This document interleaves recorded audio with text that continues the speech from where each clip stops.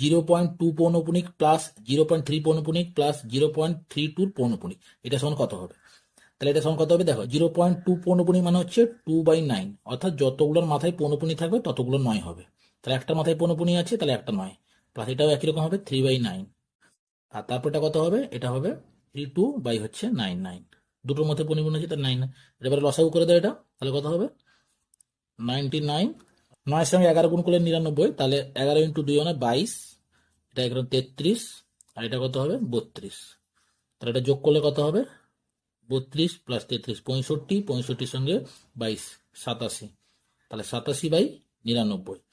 যদি 0.32 পৌনপুনিক সমান যদি আমি লিখতে পারি 32/99, তাহলে এটা সমান কত লিখতে পারি? এটা সমান লিখতে পারি 0.87 তার পৌনপুনিক। ঠিক আছে, তাহলে অপশন ডি হচ্ছে রাইট অ্যান্সার। তাহলে এটা তোমাদের হোমওয়ার্ক থাকলো, এটার অ্যান্সার কত হবে তোমরা কমেন্ট বক্সে লিখে যাও।